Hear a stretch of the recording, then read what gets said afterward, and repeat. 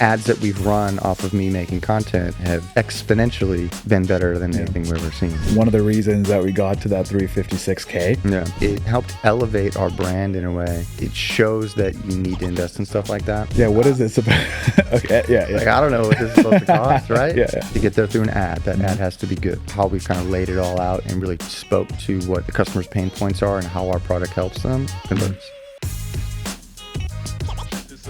Welcome back, everyone. Last episode, we talked about month 1 and 2 and going from 100K ARR to 144. Still growth, still good, but these next 2 months, we just hit 356K ARR. So listen up here, guys. The snapshot for November and December, founder-led content, Black Friday, Cyber Monday, few subscription issues as well, major subscription issues actually. And then also different type of content as well that we uploaded. So these are the 2 months that got interesting. First thing is we were open to founder-led content. Mm-hmm. Tell me about your thinking on that. Yeah, it's something that really works. There's lots of examples of it working. Mm-hmm. Lots of other people that I admire out there doing it across many industries, right? And, if you can do it successfully, it gives you an unfair advantage of, being able to have another distribution line and channel. Now, I wasn't all that just immediately comfortable with me being all over my friends' Instagrams, right? Yeah. So I had to get comfortable with that. But I invested in making content, made some podcasts like this, joined other podcasts, and were able to kind of clip up me talking about the product. And, the main lesson is like, no one's going to know it better than I am. Mm-hmm. No one's going to talk about it and explain the benefits and be able to kind of like influence someone to want to purchase it like you, the founder. And we've seen that, our ads that we've run off of me making content have exponentially been better than anything we've ever seen. It literally has changed the trajectory of the company. In particular, this one ad where I'm talking for maybe 20 seconds about why our product's different. And so I guess if you're watching this, I would just encourage you to do it. You kind of got to do it, get over the hump. It's not a big deal. And it's really effective. And from this, Jim, we also mentioned to our other partners and other clients as well to start doing founder-led content. Mm-hmm. Do they gravitate towards it immediately? No. Right. Yeah. So it is a little bit uncomfortable to go make that type of content. But the best thing about the ad that you had made there was it was scalable as well, right? With some of the static ads and other ads that we had found, they weren't scalable, but this one, you could just keep pushing conversions, CPR. It's still working today. Still working, yes. And we've made variations of it, added some B-roll to it. There's lots of different things you can do with it. And CPR climbs up a little bit, right, as we start to scale it. But that's usually typical in the ad platforms as well, but not by much, maybe $1 or something like that, not too much. Yeah. But that ad started crushing. One of the reasons that we got to that 356K ARR. I think on top of that as well, something we wanted to take advantage of was TikTok during this time to open up a omni-channel marketing approach. Mm-hmm. I remember we tried TikTok. We tried to get into TikTok shop, but just with the product and some of the limitations around there, we weren't able to get in the shop for TikTok. But we did go and start running Google during this time, which you guys had tried before as well. And how did that go before when you guys had tried it? We were never able to crack Google. Again, we were doing it on our own and had no experience. So, it's not to say that it wouldn't work, but what we had done with it just wasn't successful. And in particular, when you just compare it to Meta, Meta's bringing us customers, Google wasn't. And when you have a limited budget, you got to put the money where, you're getting results. So, in theory, it should work, right? The users and the people on Google have more intent. Yep. They're searching for some sort of thing that resembles your product or your product, but we can never figure it out. And so, you guys did, and it's really important. It's actually getting better and better and better. and you don't want to be reliant on one channel. Meta is dominant in terms of ad spend in the DTC world, and that's okay. They should be. They're great at it, but you always want to have another way to be getting customers. Yeah, and you never know with ad platform changes. This has happened with other partners in the pharma space, where their ad accounts will just get shut down.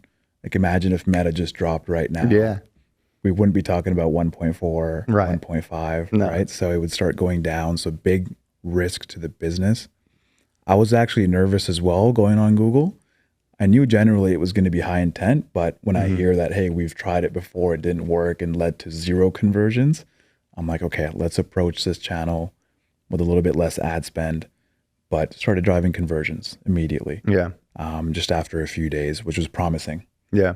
De-risk the platform as well on Meta side. Yeah. What I get asked a lot about people that are new to this is like, how much money do I need to test it?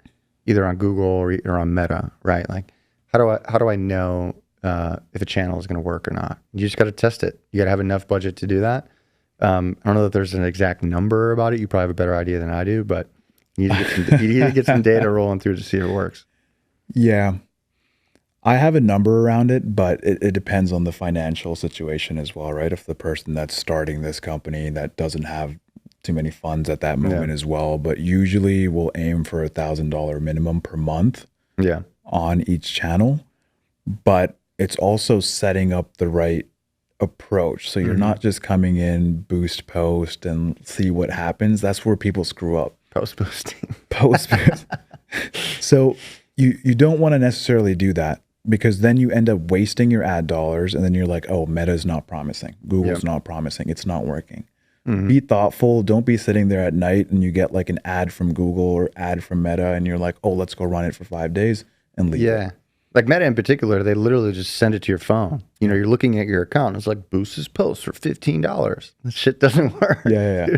Well, that's the way that because it'll drive traffic, engagement, and it'll show you, oh, if I put a little bit of money, I get this back. But eventually you want to get to a point where you're spending $300K a month, $2 million a month on ads, because you're bringing back $8 million a month, which is crazy. Yeah, I think it can happen, by the way. Yeah.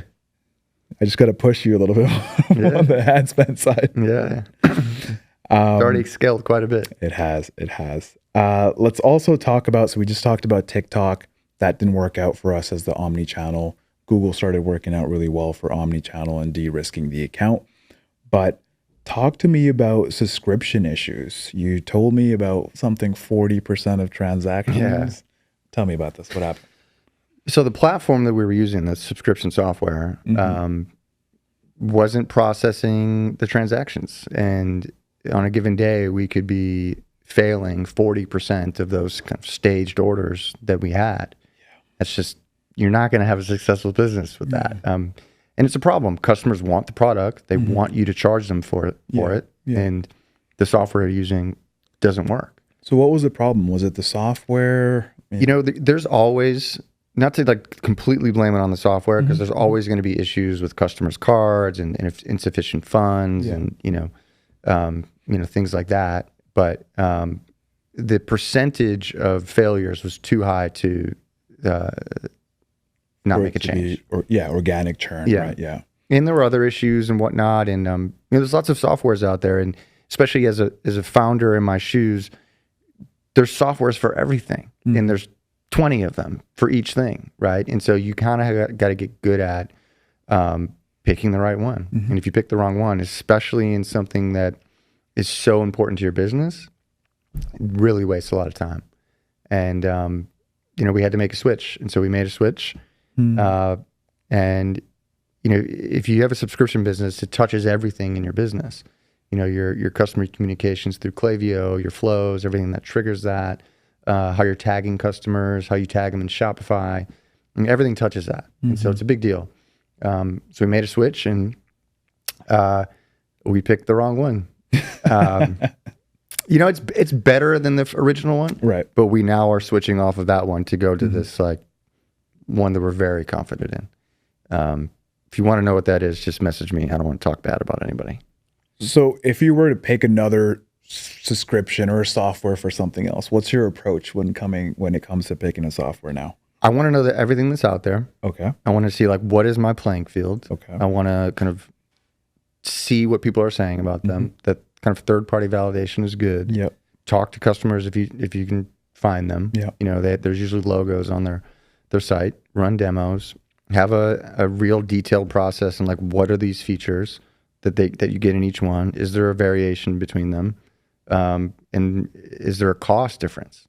You know, and sometimes you make the wrong choice. Yeah. But you gotta take it really seriously, because if you make the wrong choice, you know, I'm now going to spend probably the next month getting this new software up, and it's important. It's worth it, and it's something I got to do. I wish I didn't have to do it, but Yeah.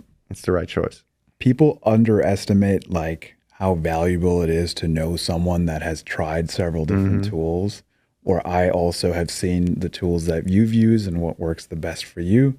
And shameless little plug is when someone joins us now, we send over a list of recommended tools. Yep. And that for me is gold, whether it's like someone just wanting a lead generation form, what is the best tool? What is the right CRM to use? Depending on the business that we're onboarding, B2B or B2C or e-commerce. But shout out to limited supply and like e-commerce groups like that. Communities. And you can just straight up ask, like, what are you using? And, you know, what have you found? Do you like this? Do you like that? And, you know, you don't have to just go with what they say, but you're gathering inputs that help you make the decision. Yeah. And while we're shouting out limited supply, I think we should also shout out Shin for making this possible, because we got introduced together and had this partnership through Shin who got us in touch. So shout out to you, Shin, and we'll put your face up on right now. I just sent Shin some product. He's down in Cancun, Mexico. I saw him make some content from it. Yeah, we got a Shin reel. Shin, your reel's crushing, man. You want to use for ads or no? We could. We could try it. We could try it. Okay, so let's also talk about Black Friday, Cyber Monday. Obviously, November time, this is when you start prepping for these sort of things. Also, New Year's as well. I mean, your product is health focused, wellness focused. So that New Year time frame was actually a lot more exciting for me, more than Black Friday, Cyber Monday at the same time. But how do you think that went? You know, there's all this kind of fanfare in e-commerce around Black Friday, Cyber Monday, rightfully so. But, you know, what I've found is that it's not just a weekend. It's not just a day. You know, those days are usually quite good and people are ready to and looking to spend their money. But it's a whole season to me. And that Black Friday, Cyber Monday weekend was good, and November was good. But I think 60% growth on our revenue in December compared to November. Yeah. So you know, it just keeps going, and you got to really treat it as this whole season of opportunity. And then into the new year, some people call that like Q5. Yeah. Especially for a product like ours, which is wellness, we just kept growing, and you know, a lot of this has to do with the foundation that we set in those months where we didn't grow too much with you, and that we talked about in earlier episodes. But the new brand, the winning ad, everything was there. And then I remember you told me like, hey, this is working. You need to scale your ad spend. And I, you know, as a bootstrap founder who's losing money, that's scary to do. It's coming out of my bank account. Pocket. You know what I mean? Yeah. And I had spent the whole entire year in 2024 using my own funds to keep the business afloat. And you're telling me, hey, 3x your ad spend. Yeah. And I knew that it was an investment in the future, but it was still hard to do. But that single-handedly, like, completely changed the trajectory of the business, and I wouldn't have done it on my own. Yeah. And so just that was worth working with you. Sometimes it's just the right timing and taking advantage of that, because sometimes those moments won't come back either, right? Yep. So, yeah, everyone has their own thresholds of ad spend. For some people, like $20 a day is a lot, or $30 a day, or $100 a day. Yeah, it's great. I mean, to get to what we're at now is nuts. It just feels crazy. Yeah. And another thing for November, Jim, was sort of the content sprint that you guys had as well. Tell me a little bit more about that. Yeah, so we had just come out with this new brand, right? We had to remake all of our content. And historically, we had been really scrappy with it. This time, we figured, all right, we got to do this right. We used Suna Suna is like a platform to make it easy to get product photos, and they gave us some of the best product photos we've ever had. Yeah. And we still use some of them, and that was really impactful just to increase conversion rates. Then we did a lifestyle photo shoot with this new packaging and just our team, and had some friends as models, and it ended up being really good. We had this amazing photographer, shout out Olivia, and it's still stuff that we use today, but it helped elevate our brand in a way that it shows that you need to invest in stuff like that. If whatever you're going to put in front of the customer, you need to spend some money on that. And that isn't what you want to kind of cut corners on. Yeah. You don't want to cut corners on the design of your website. You don't want to cut corners on your content. That's what's going to be selling your product and is your brand. So it was important for us to invest in that. And we didn't the first time around, and I think we made the right decision as we got going. When you were thinking about making that decision that, hey, we're going to get a photographer, do this the right way, have this super professional as well, what was going through your mind? Like, hey, should I do this? Should I not? Well, you don't know what that is supposed to cost, right? Right. That's another thing. And you're like, what is this about? Okay. Yeah. Like, I don't know what this is supposed to cost, right? Yeah. And I'm lucky I have a friend who's a really great photographer in Chicago. Her name's Olivia. And, it was still expensive. I was like, damn, it's that much? Like, give me the homie discount. But still, no, she deserves that because she made awesome content for us. It looked great. And, it's also worth it. Again, like if you want your brand to feel, good and kind of aspirational, you have to pay for it to be. And get professionals who know what they're doing, not you shooting a product, at your house on your iPhone. On your iPhone. Go do it right. On your Android.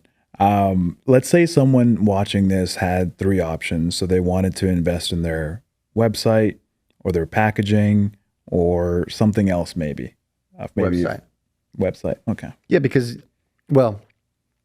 just go through the funnel.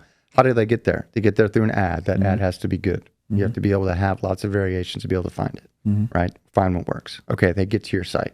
They then need to convert on that site, right? And our old site wasn't converting. Our new one with the design from Leo and how we've kind of laid it all out and really spoke to what the customer's pain points are and how our product helps them converts, right? So it's really the whole thing, the whole step of each funnel. You want to make sure you have good content for each step. Got it. Also, I think on the Google side, we started getting really good results. Like we mentioned, we were doing search and PMAX. That was going really well.